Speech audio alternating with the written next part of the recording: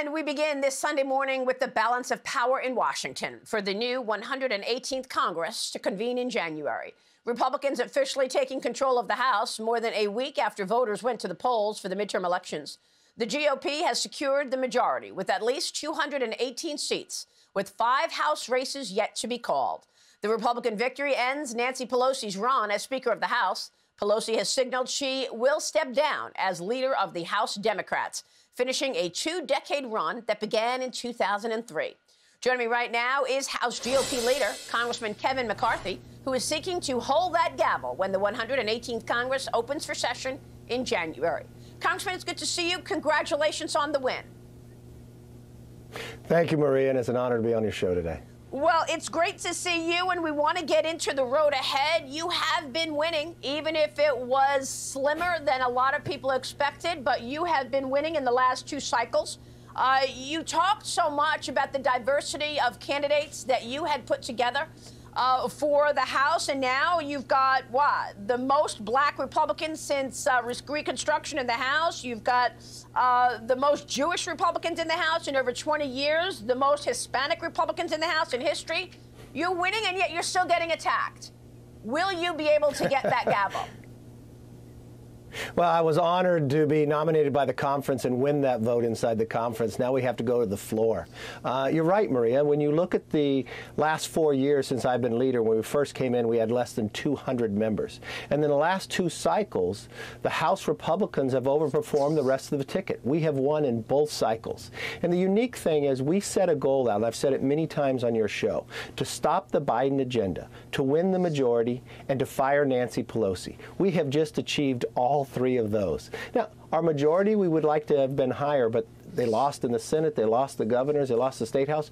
But in the House of Republicans, we actually won the majority.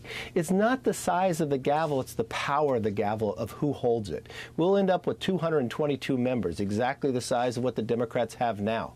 But all the work that we want to do, from rolling out the investigations, from rebuilding our economy, from securing our border, none of that can go forward without us moving forward on the floor, having the vote of the Speaker, putting the rules in, and working together as one. We will be successful if we work as one team, and it's something I'm trying to do to make sure it's a bottom-up situation inside our conference. So you think you'll end up with 222 Republicans?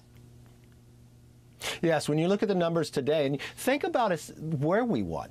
We won in New York, and California we're going to pick up another seat. The 218th member was the first time Republicans have won a seat just in L.A. County, Mike Garcia, a seat that Biden won by 13 points. We defeated the Democrat Congressional Campaign Committee chair. This is the #1 Democrat when it comes to running races. That hasn't happened in 42 years. We won another seat that Biden won by 14. We won seats no one thought was possible, from New York to Arizona. You look along the border, from Monica de la Cruz, Juan Ciscomani. We have expanded this party, exactly one of the goals we wanted to do as well. So we should make sure that we're united as one as we move forward to achieve the goals we promised and made a commitment to the American people. Yeah, and we're talking with Monica de la Cruz this morning. I know you're headed to the border on Tuesday, but that 18,000-day estimate that they're talking about once Title 42 goes away is going to mean 6.5 million people entering this country illegally on a yearly basis. We've already seen 5 million enter illegally from overseas to America just on Joe Biden's watch. Can you do anything to send money to the border? Are you going to be able to move the needle on this problem? Well, Maria, you're right. And you've been one of the leaders on this, of educating the American people of what's happening on this border.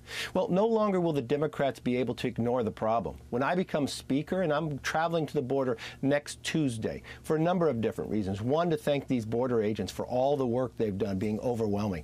Get the latest information. Sit with the members as well, because we will roll out, like we've already had, the ability to secure this border. But when I become Speaker, I'll move meetings actually at the border. So the Democrats can no longer ignore the problem. So the American public can actually have the information, and we'll move legislation on the floor to secure that border out of the House onto the Senate, and we will continue to fight to make this happen. It's not just the millions of illegal people coming across this border. This is where the fentanyl from China comes that will kill 300 Americans today, the #1 killer of the next generation. This is where people on the terrorist watch list, more than 98 that have entered this nation. Why are they coming here? What do they have planned? Who are they talking with? Wow, 300 people dead a day from fentanyl. That's incredible. Look, Congressman, you know that you don't have everybody's support. Representative Andy Biggs has said he's a no vote. He doesn't want you to be the next speaker. He tweeted that out. How are you going to get the 218 votes you need to become speaker? Tell us about the road ahead and how you're going to convince those 4 people or 5 people who are pushing back. Andy Biggs tweets this: "I've seen enough. I cannot vote for Kevin McCarthy as House Speaker. I do not believe he will ever get to the 218 votes, and I refuse to assist him in his effort." Well, we need to work as one, because if that continues to move forward, all the investigations we asked to happen, the securing the border, the stopping the movement, none of that can move forward without. Andy ran inside the conference, and we had that debate, and I think that's a healthy debate, and I think that's a good debate. It's worth being challenged and make sure competition's there. But we have to work as one conference, because if 4 want to vote one way, 4 can vote another. We have to unite as Republicans and understand the commitment we made to the American people. When we had this debate, most of the discussion, it wasn't about me, it was the process and the rules in the House. I have opened up the rules even greater than we've ever before, changed the steering committee where the power rests with the conference themselves to make that decision. They have more power than the leadership ever had in the past. And really, we're walking through rules next week as well. I kept that open. So if the argument is about the rules of the House, let collectively the conference make that decision. But we will only be successful if we work together, but we will fail if we work as individuals. Congressman, let me ask you about your decisions should you become the Speaker of the House in January. What are you going to do in terms of these Democrats that you have on such important committees? You've talked in the past about removing Ilhan Omar. You've talked about removing Adam Schiff, about Eric Swalwell. Will you deliver? Yes, I will. I'll keep that promise. And one thing I said from the very beginning, Eric Swalwell cannot get a security clearance in the public sector. Why would we ever give him a security clearance in the secrets to America? So I will not allow him to be on Intel. You have Adam Schiff, who had lied to the American public time and again. We will not allow him to be on the Intel Committee either. And you look, Congresswoman Omar, her anti-Semitic comments that have gone forward.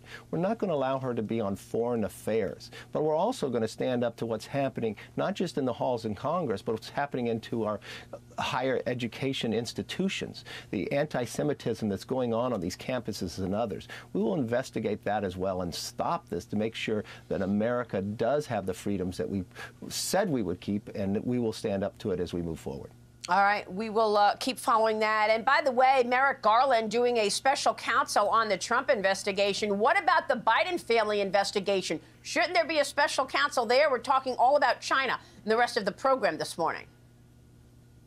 Well, there should be a lot, but I think it's a little ironic that just hours after we initiated our investigation, that you have Garland playing another political motive, trying to bury the information against and going after President Trump. Think about what we announced. They never once in this majority had a hearing where COVID originated from. They shunned anything when it came to the president's family. But what else they have done is they've never stood up to China.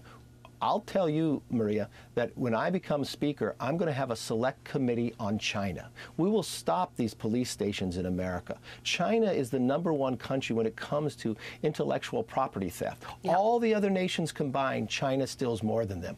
We will put a stop to this and no longer allow the administration to sit back and let China do what they are doing to America. All right, certainly a very important topic there. We're going to get into it coming up. Kevin McCarthy, thank you. We will continue to watch that. Congressman Kevin McCarthy, GOP leader, joining us this morning. Thank you, sir.